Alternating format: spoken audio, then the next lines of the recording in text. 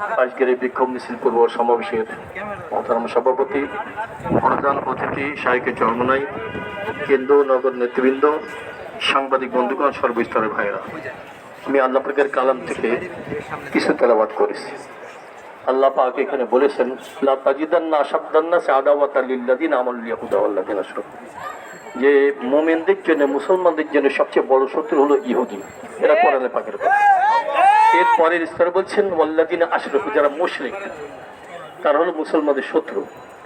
অন্যতে আল্লাহ বলছেন, ইয়া আইয়ুহাল্লাযিনা আমানু লা তাত্তাখিযুল ইয়াহুদা ওয়ান নাসারা আউলিয়া, হে মুমিনেরা, তোমরা ইহুদি খ্রিস্টানকে কখনো বন্ধু হিসেবে গণ্য করবা না। তোমাদের কেউ যদি বন্ধু হিসাবে গণ্য করে, তারাও ওদের অন্তর্ভুক্ত হয়ে যাবে। এখন আমরা সারা বিশ্বের অবস্থা দেখতে পাই, বিশেষ করে মুসলিম রাষ্ট্রের যারা নেতা রয়েছেন, অনেকেই নিজেদের ক্ষমতার লোভে ওরা কিন্তু ইহুদি খ্রিস্টানকে বন্ধু বানানো শুরু করেছে। শুধু মুশরিকদেরকেও করছে। আমাদের দেশের কথা ভাবেন, যে মুশরিকদেরকে বন্ধু বলতেই হবে। যতই ওরা আমাদের সীমান্তে বাংলাদেশেরকে হত্যা করুক, এরপরে তাদেরকে বন্ধু বলাই লাগবে। এই যে কয়েকদিন আগে ভারতের পররাষ্ট্র সচিব আসছিল, তার 2 দিন আগেও কিন্তু 2 জন বাংলাদেশকে হত্যা করা হলো, লাশও নিয়ে গেছে তারা। এরপরও তাদেরকে বন্ধু বলা লাগবে। এখানে আমাদের ইচ্ছে ব্যর্থতা। আল্লাহ পাক যাদেরকে দুশমন হিসেবে গণ্য করেছেন, আমরা বন্ধু বানাতে চাই। আমরা স্পষ্ট বলতে চাই, সরকার খুশিও হতে পারে, অখুশিও হতে পারে, যারা নাকি আমাদের দেশকে নিয়ে ষড়যন্ত্র করে, আমাদের ভাইদেরকে হত্যা করে, যাই বলুন না কেন, তাদেরকে আমরা বন্ধু হিসেবে বলতে পারি না। আচ্ছা দেখবেন মানব অধিকারের স্লোগান কিন্তু অনেকেই দেয়, মানব অধিকারের কথা বারবার বলে। দেখবেন যারা মানব অধিকারের কথা বেশি বলে, পরে কিন্তু মানুষকে হত্যা করে। হাজার হাজার ফিলিস্তিনি ভাইদেরকে হত্যা করা হলো, দেখবেন ওরা চুপচাপ, বরং ওদেরকে সহযোগিতা করে যারা আক্রমণ করেছে। এই জন্য একদল হয়েছে জালেম, আরেক দল হয়েছে মজলুম।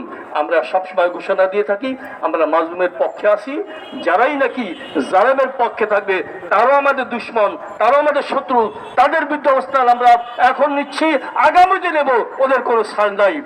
সর্বশেষ বলতে চাই, আপনারা জানেন বাংলাদেশের অবস্থা। কিছু বুদ্ধিজীবী আছে, বুদ্ধিজীবী মানে বুদ্ধি বেঁচে ওরা জীবিকা উপার্জন করে। দেখবেন মাঝে মধ্যে ওরকে পাওয়া যায়, মাঝে মধ্যে গোপন হয়ে যায়।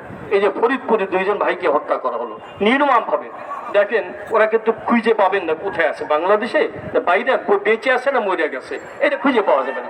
আবার দেখবেন কোন জায়গায় ব্যভিচারের কারণে গ্রাম্য মুরব্বীরা সামাজিক বিচারের জন্য 2-1টা ব্যত্রাঘাত করলে আবার কিন্তু টকশোতে চলে আসবে। অর্থাৎ সভ্যতা, শালীনতা, ভদ্রতা যেখানে আছে, ওদেরকে খুঁজে পাওয়া যাবে না।